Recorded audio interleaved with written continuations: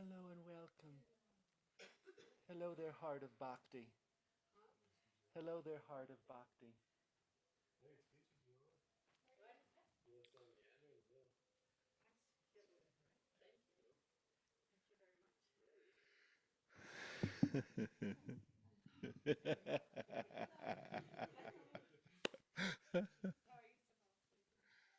Aww.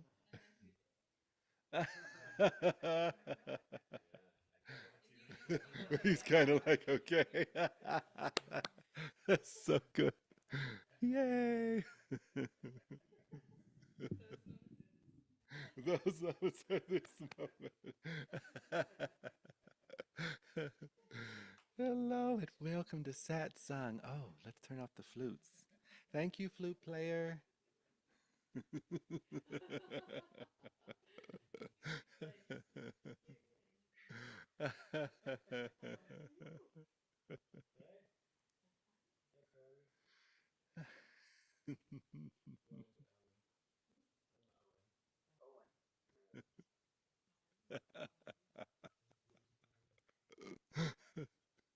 Endless devotion.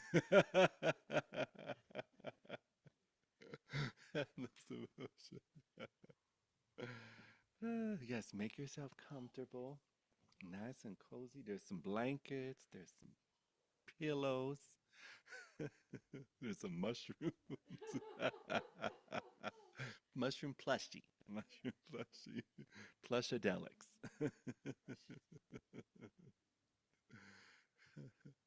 Let's just take a moment to notice where we are right now. Invite everyone at home in this moment. Doesn't matter if you're watching this an hour later, 1,000 years later. Still just this moment.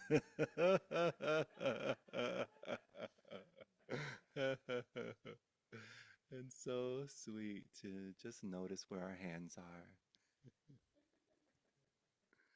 notice where our feet are, notice where our minds are, notice where our emotions are, whatever sensations are present, whatever sounds, whatever smells.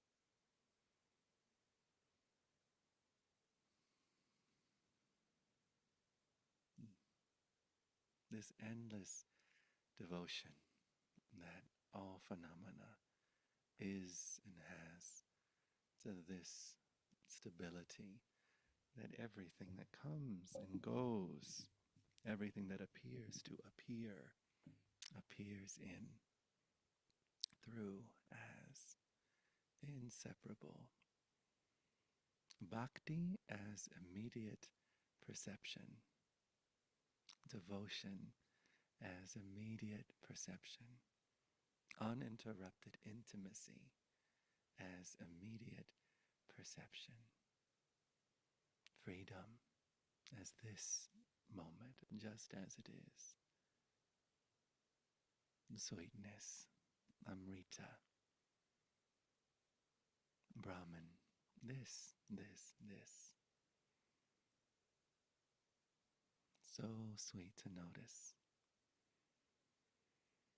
so sweet to simply look and tell the truth, noticing all outshone by this that sees, and this that sees only itself.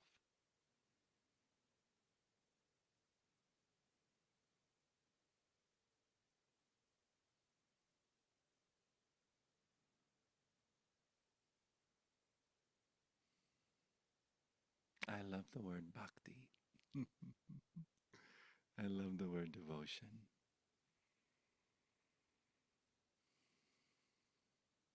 I have a sweet friend named Amanaji. Hello, beloved Amanaji. And Amana, I affectionately call her Amanaji. She sat with many teachers throughout the years.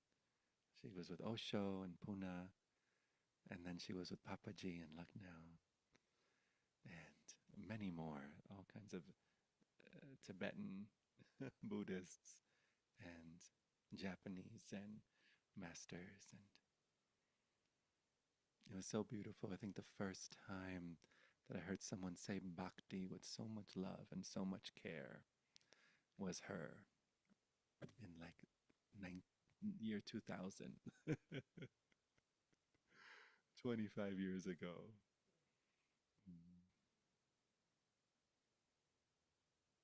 And she said, "You live with such bhakti." And I was like, "Tell me more." Felt like she just put a big ass biscuit up in front of my face. And I was like, it's a bhakti biscuit. Just go take a big ass bite out of that.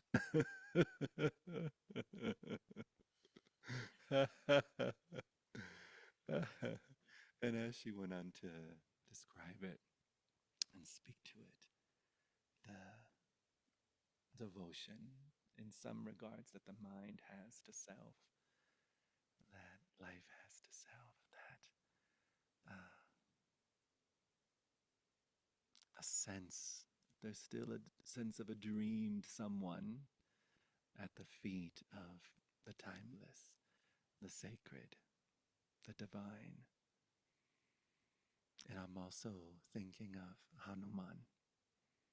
Ah, what a precious symbol of devotion. This monkey god who tears his chest open and pulls his heart out to give to Rama, to give to the divine. And the quote that came to me was this quote when the divine God Rama asks Hanuman, "Who are you?" And Hanuman said, "When I know who I am you. When I don't know who I am, I serve you. When I know who I am you. When I don't know who I serve you." And then that just allows for the sweetness of this Nisargadatta quote that I love. Hey, Nisargadatta. That says,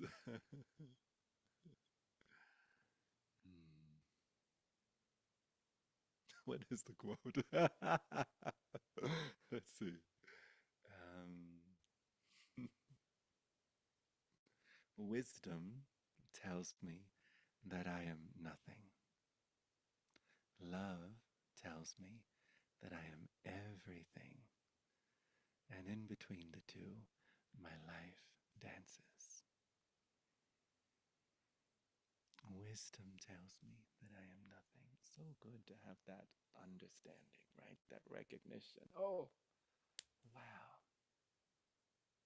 This sense of self, this idea of someone, the name, the gender, the culture, all the descriptions, all the signs, all the human designs, all the keys of the gene, all the anything that can be described is but these wondrous thoughts that have no substance, empty at their core. Wondrous. That recognition, no thing, no thing. Take a high powered microscope, take a closer look at any apparent thing, and a whole other world reveals itself. And then that high powered microscope looking just a little closer, investigating. Oh, a whole other universe reveals itself.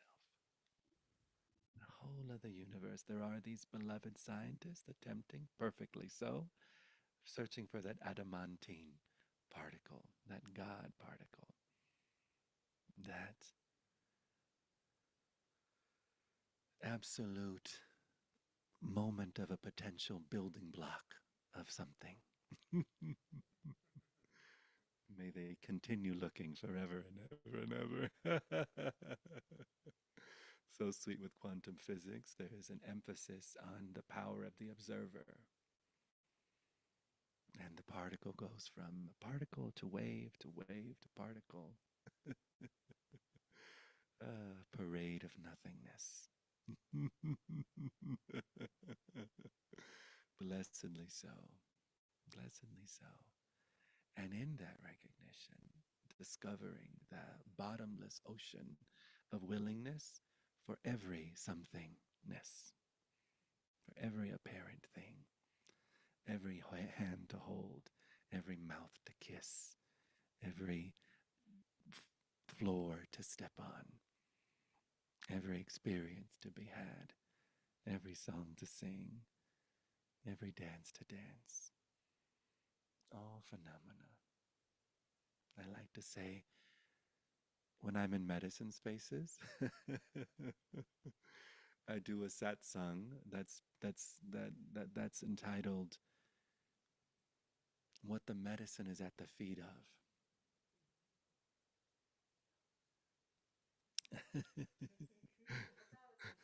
I thought it was a stomach too. It was a phone. It was the phone stomach.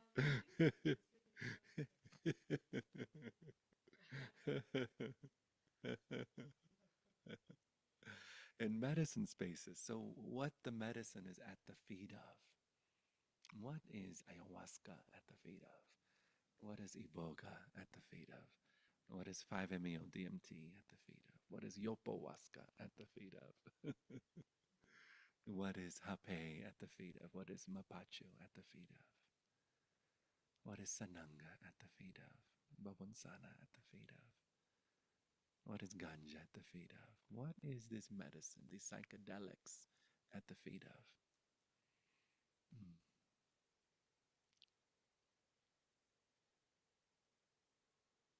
And it's this that is aware of raindrops. This aware stability. This that has never known any medicine, never touched by medicine. And if this awareness is never touched by even something as strong and powerful as ayahuasca or iboga or even 5-MeO DMT, this also never touched by the apparent poison, by the apparent delusion, by the apparent misperception, by the apparent superimposed grid of what never was, by the apparent matrix, by the apparent hologram, by the apparent simulation. Free, effortlessly so. Free, naturally so. Free, just as this moment is.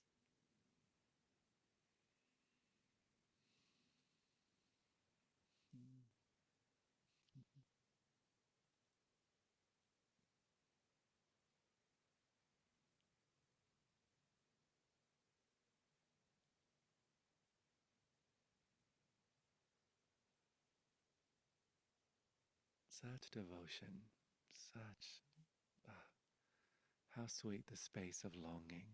Anyone here had a sweet dance with longing or continue have a sweet dance with longing? Hey.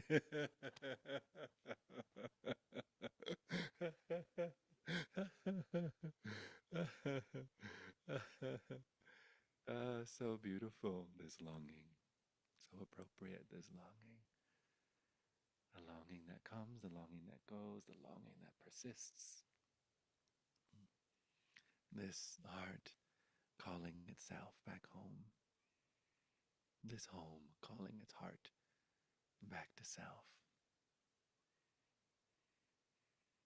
This moment saying, hey, boo. Absolutely here, just like this. I had a sweet, I had a sweet ceremony with a beloved. It was so sweet, and this beloved, we had some sessions before ceremony. There was this longing for an embodied sense of freedom, embodied sense of liberation, an embodied knowing. This beloved felt that there was a lot of intellectual understanding, but they really wanted to know with their pinky toe this ease of being, this uninterrupted abundance and grace, this love. And they wanted to explore ayahuasca. They wanted to do the medicine.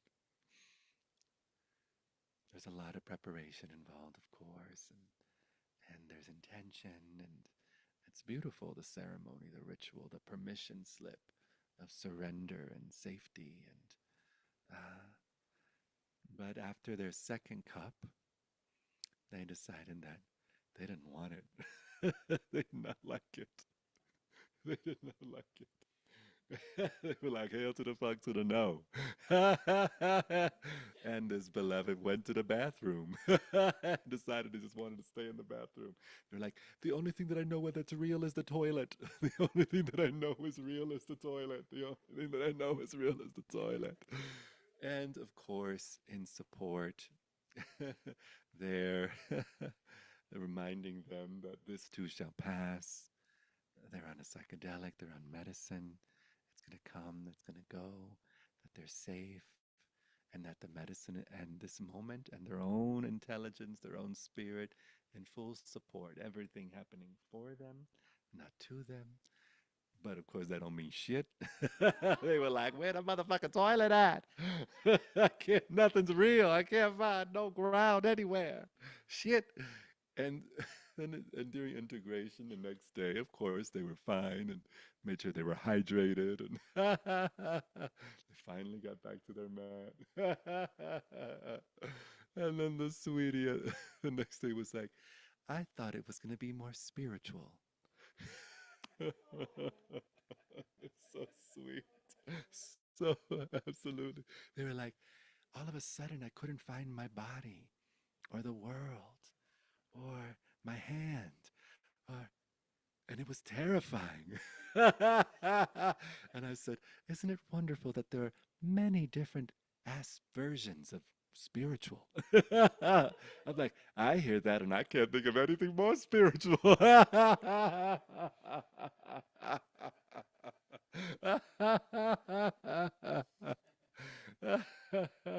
It's so totally precious, so totally precious.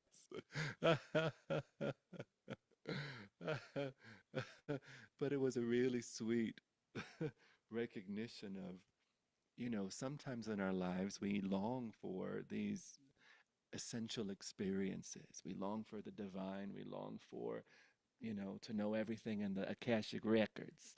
We long to know all that and the answers and secrets of the universe. We long to merge absolutely with God. We long for that liberation. We long to jump off the karmic wheel. We long to finally be done with the curriculum of war. And we're absolutely miserable. We're just constantly seeking and seeking and chasing and chasing and longing and longing and longing.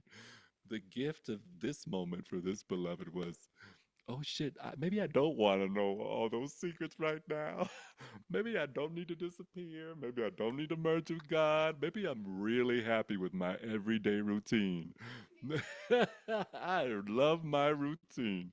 I love waking up when I wake up. I love doing this and doing the dishes and taking care of that business and that business.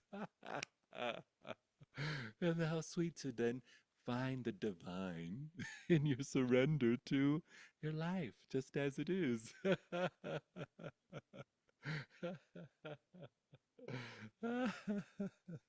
So sweet. So sweet. All these facets of mind, even using something called the divine as an excuse to not allow itself to be where it is. To not allow itself to just be here as this moment is. Nothing more divine than a sock. And then if you have a sock with a hole in it, that's a holy ass sock.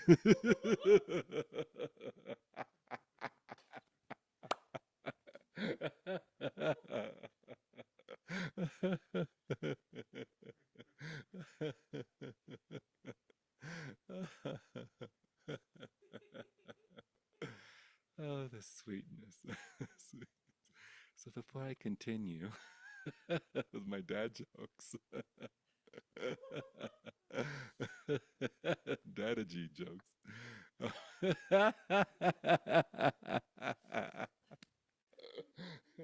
Anyone want to share something on these themes of Carla, say hi to the toilet for us. The only thing that's real in all the universe. Claudia, did I say Carla? I did.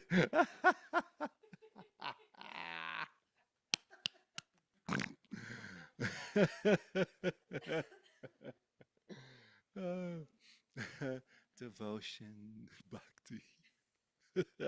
Ha ha ha. He he he. Ayahuasca, 5-MeO DMT, whatever you'd like. We can unmute that. And anyone want to share something or explore something? Oh no, the other one that's lit up. The one that's lit up. There's yes.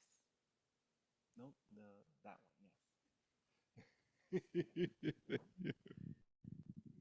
Anybody?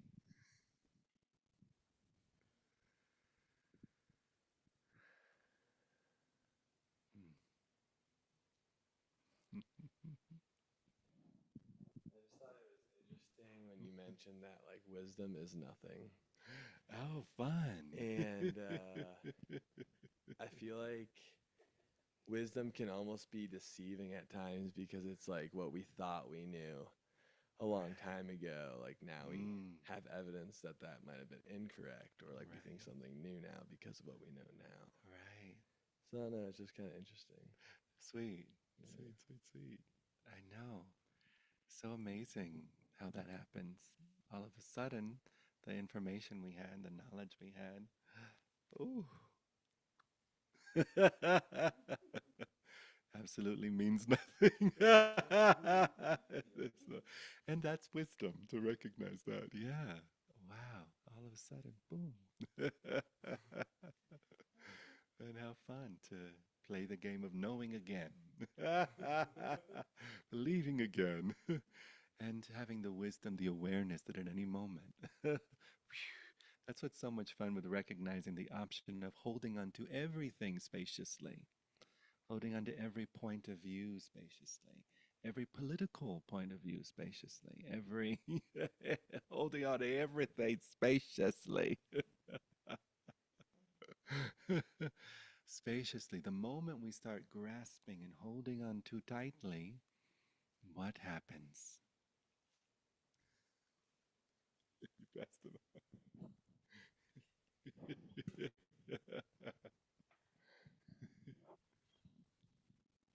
Oh, you're good.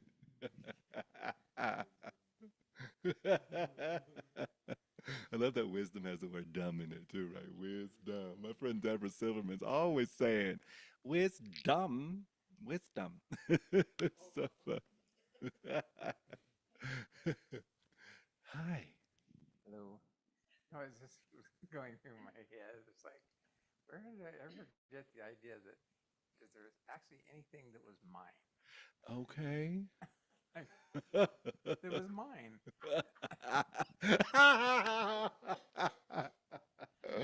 Where did that come from? Where did that come from?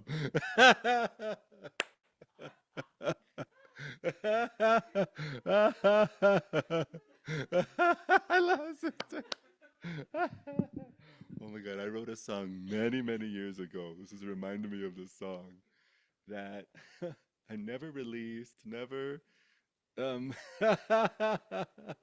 I'll try to sing a little bit of it right now that speaks a little to this. Says, a gun is fun when the bullets fly into the sky. A knife's alright when it is used to cut clouds from your eyes. And a fist exists so it can be raised with pride and held high. All these things are just things. How did the song go? To the moment they become. I love that I go for it. I wrote the song like 20 ass years ago. And I'm like, oh, I was at like at a park with a little cute little journal. And, and then all of a sudden I'm like, let's sing it now. 20 years later in a moo.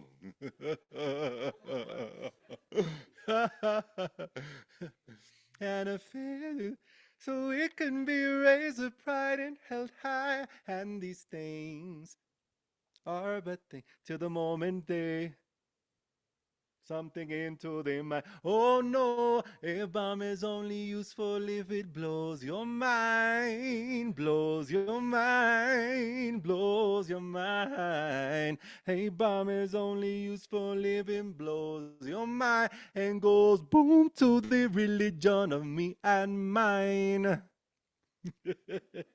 And go boom to the religion of me and mine. Hate is great to the moment you something in a looking glass and shame like fame the power over us and guilt's a quilt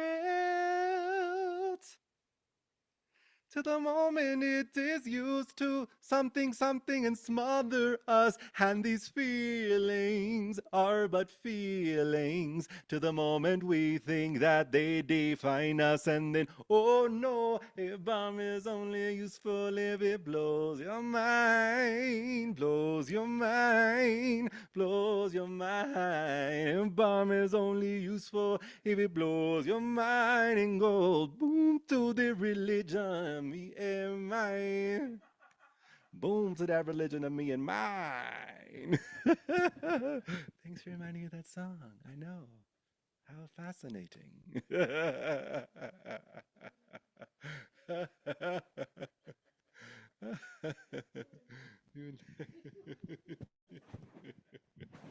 Well, I came back from the toilet. Yay! Welcome. But that made me, I was there, and that made me think of my own toilet moment. Oh, yes. 35, 34 years ago when I burst, I had 2 home births. And, I imagined the birth, like it was in the books. You have many friends around you and they hold your hands. And so my birth, I went to the toilet. I stayed there for hours because, and I think that's good for you also to think for the ceremonies. It's the lifelong condition way where you let go. Mm-hmm. That's where you let go. That's where it's legal to let go and eliminate. It's And a I safe think space of it's letting a go. safe space to. And Yes, so the safest. it's the safest. So I just want to, in defense of that person, Totally toilety. it's a good place to let go and to eliminate. At the end, the midwife came and said, you can't birth your child there. Come on out.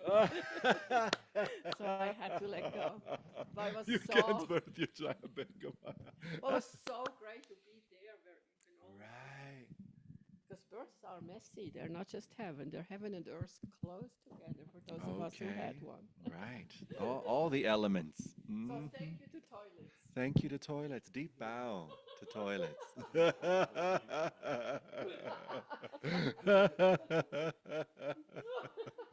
And isn't it amazing? After all that was let go in the toilets, the toilet never once said, wait, as soon as you got up. It just completely, you're so free to leave. It never said, oh! Could you imagine the toilet reaching for your ass? Hell no. So free. So free. Hey, bougie beloveds. What you say? Oh, behind a paywall. Okay. Right. Oh, did you find a meme? No, but this is when I wrote something about potty training. So Oh. Bring it on. I said, I I said, we're all being potty trained. Okay. Remember that this is all just potty training. And potty stands for presiding over the temporal you.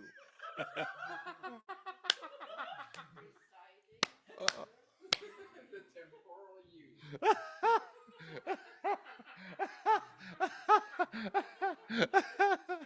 Presiding over the temporal you.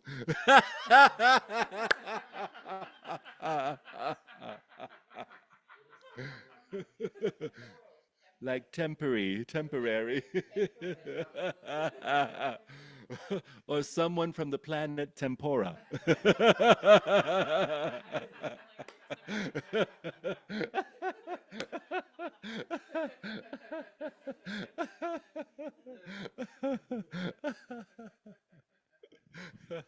I love that. Oh, the joy and joy.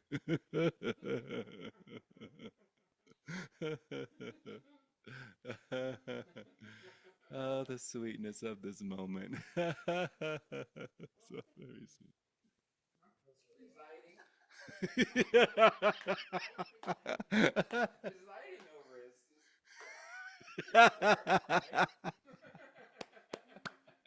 She said, "What's the P?" We all know what the P is, Claudia. Oh, Jim's P.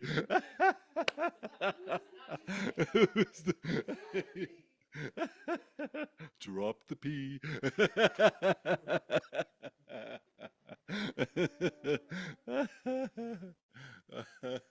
The sweetness.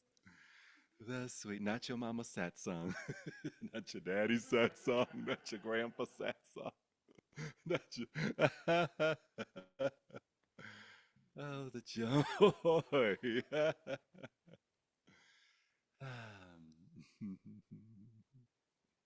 And the rain still falling.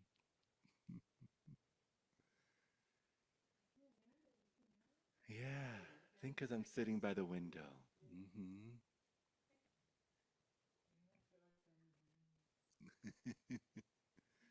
Yeah, feel free to some sit over here.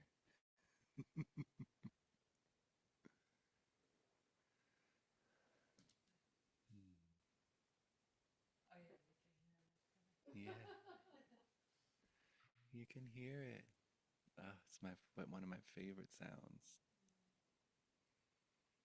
I mean, the devotion of a raindrop. Mm.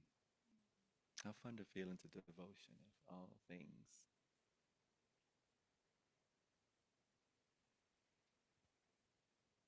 Everything announcing, celebrating, confirming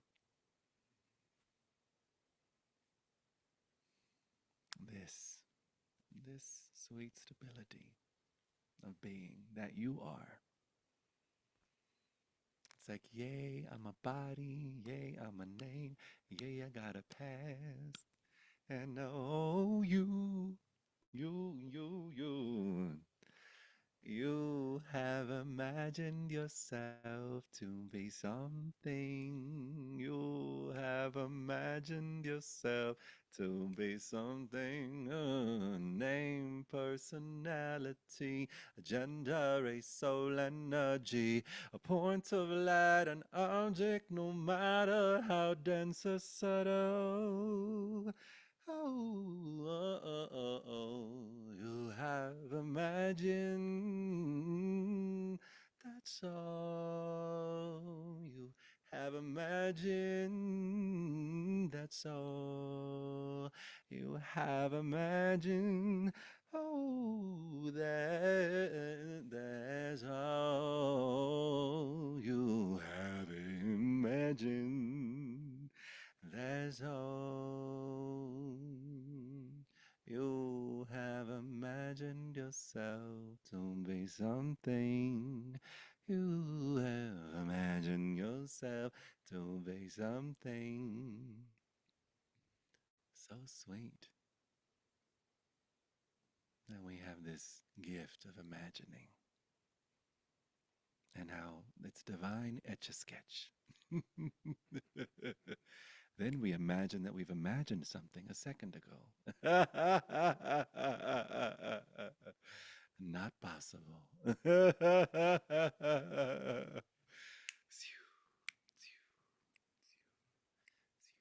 This is what is. This here. Mm, This. Mm.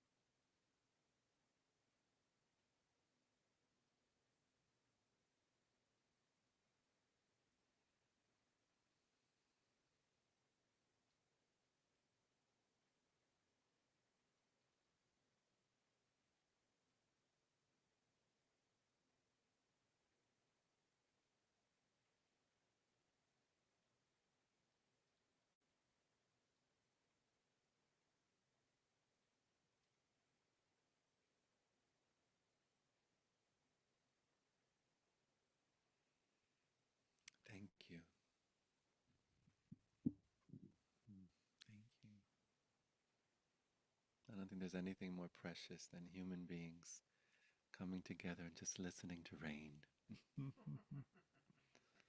Just listening to rain together.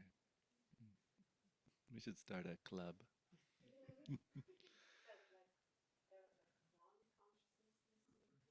Yes. Yeah, that's so true. One consciousness here with the rain. Next Thursday, we'll go and listen to grass grow.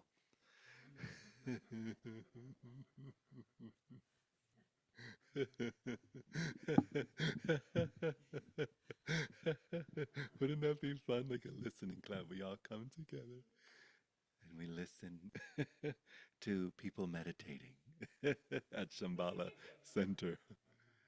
We're just listening to you meditate.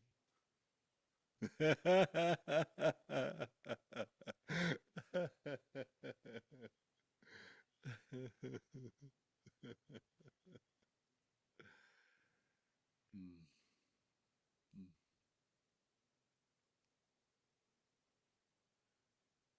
Inescapable, this bhakti. Inescapable, this devotion. Inescapable, this everything doing its job.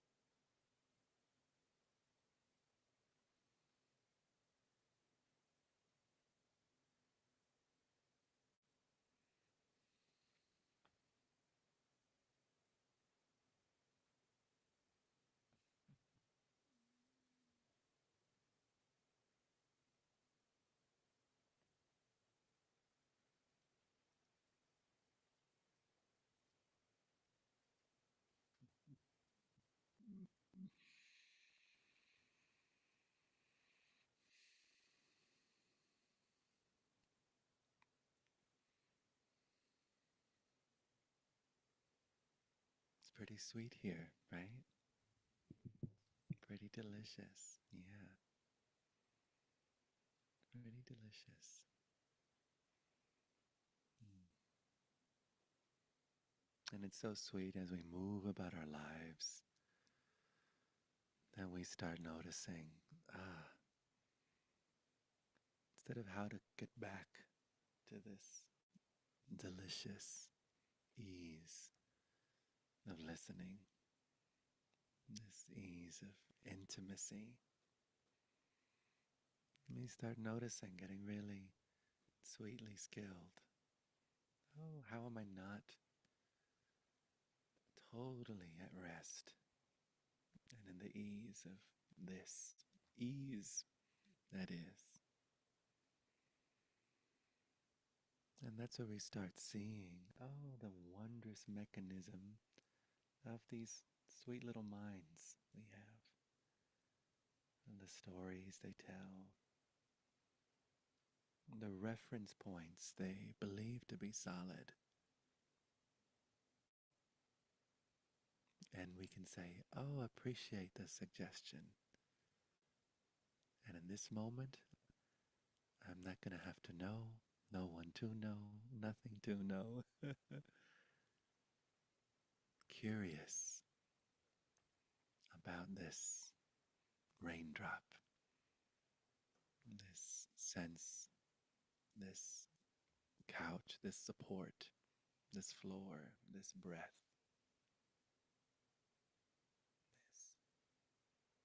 In other words, we start noticing maybe I don't want to take ayahuasca today.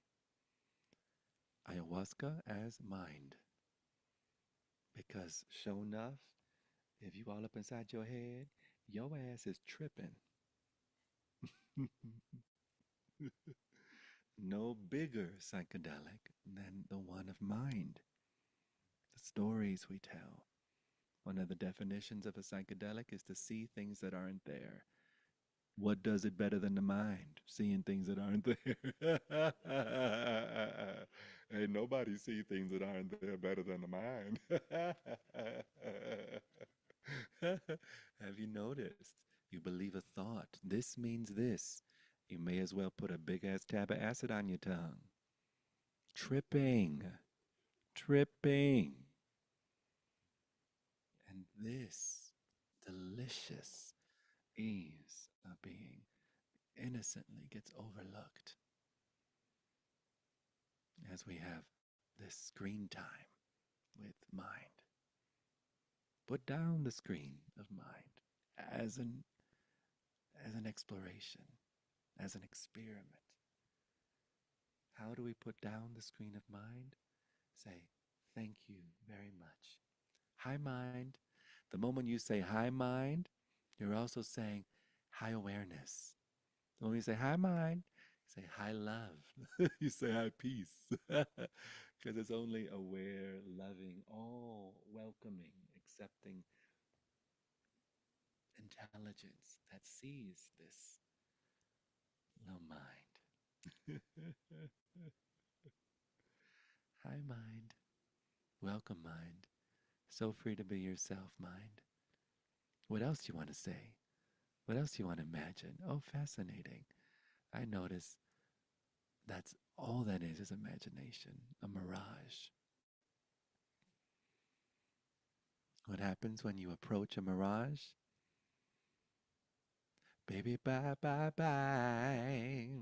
Bye, bye. An NSYNC song starts to play. A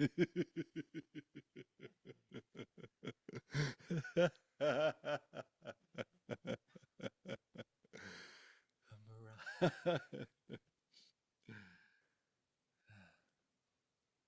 So sweet that we never have to do anything about these minds. We never have to fix them. We never have to train them. We never have to adjust them or alter them.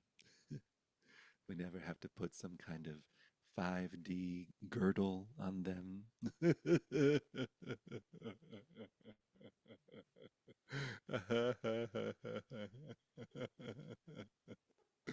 Haven't we tried? I know I've tried to put a 5D girdle on my mind. Hold up. You're supposed to have these thoughts. You're supposed to only have these beliefs. You're supposed to only have this idea.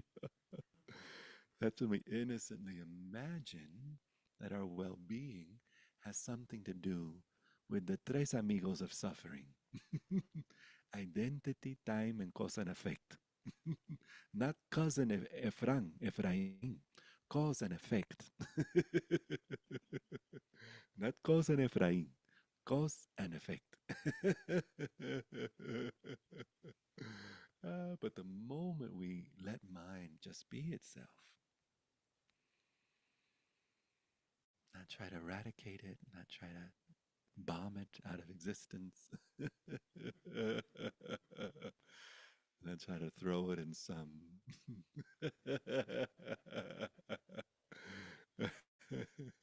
chakra cell. What a discovery. Oh, freedom, not limited to the idea of freedom. Mind gets to be free. Body gets to be free. Emotion gets to be free. When we're not trying to change our minds, we're not approaching life through the same insanity that created it. We're not trying to solve a problem with the same mind that created the problem.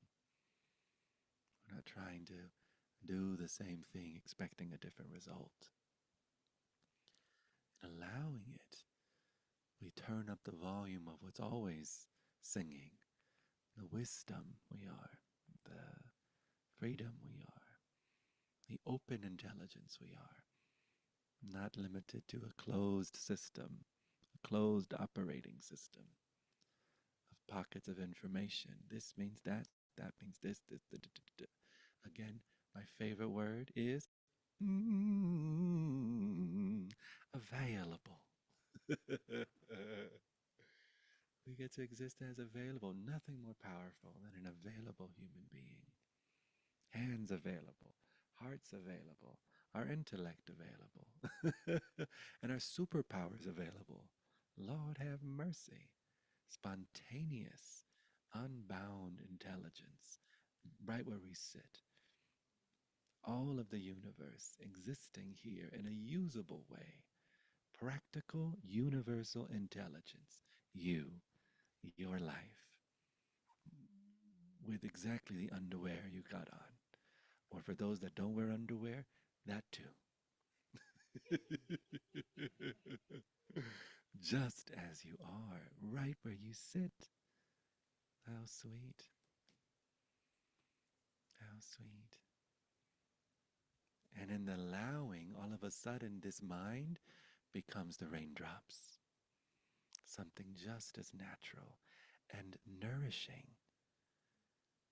Allowing something to be as it is allows us to extract the strange nutrients that exist therein.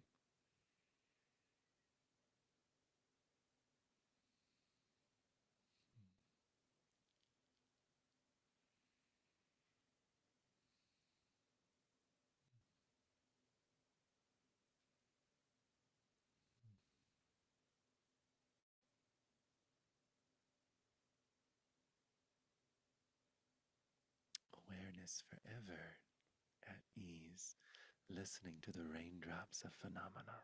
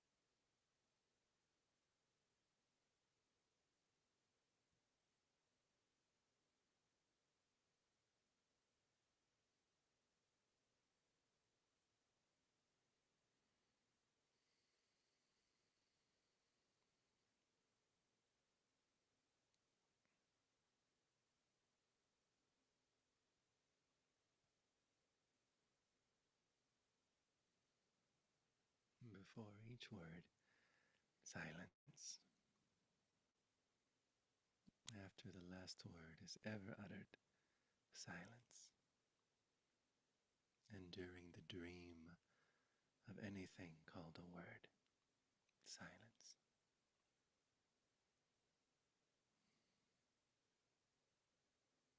Thank you for the satsang, beloved.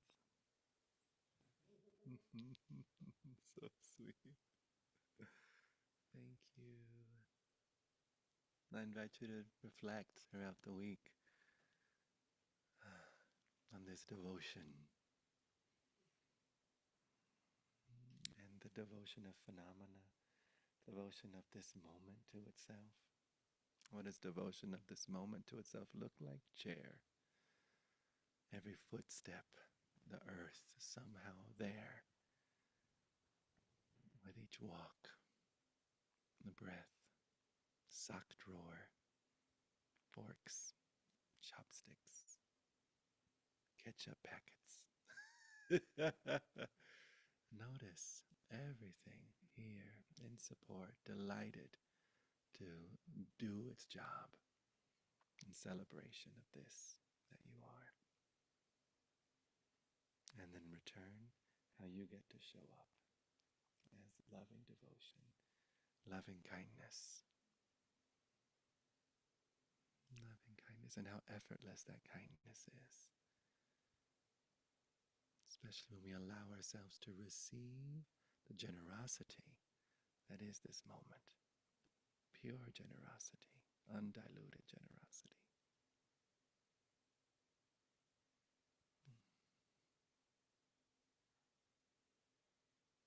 I'm going on tour.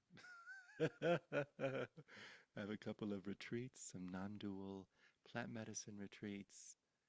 You can reach out to me if you'd like more information. Send me a message, send me a text.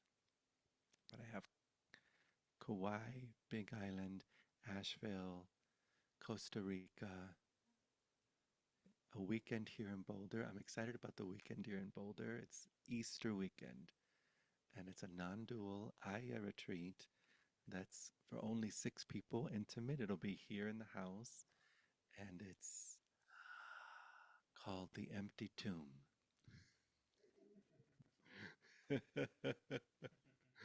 The Empty Tomb. Next week's satsang, yes, I'm here. What's next week? The 10th. Yes, I'm still here before I leave the Kauai. So yes, next week is satsang. You're so welcome to come. And then there'll be no satsang till Sabadaba Ding Ding Swing. So April 7th.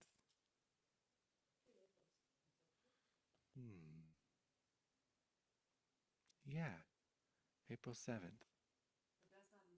That's not Easter, no. Oh, it is? This. Oh, very cool. That's its birthday's on Easter. That's awesome. Okay, so March 10th, April 7th, Yes, March 10th, April 7th. and April 20th. And then the Oh, no, that's the 21st. weekend. That's 21st. 21st will be a Monday. Yeah. And I'm here the 28th too. I don't leave for Big Island until the 30th. So you got 3 Mondays in April. Yep. 7th, 21st, 28th. Yes. Yay. Right. Next Monday I'm here, and then I'm not here again till the 7th. So fun. And if you are excited about some 4E facilitation training, there are spaces open in September in Boulder. And that's with Deborah Silverman. And there's 2 3-day retreats where we use the elements as a way to deepen our sense of intimacy with who we truly are and who all is. So that's fun. And that'll be all. So grateful.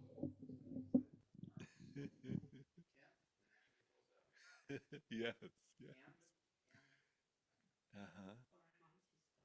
Yeah, and you're welcome to leave a donation if you'd like, or do one on those things called I was going to say Hulu. Venmo. And PayPal. Alrighty. Thank you, thank you, thank you.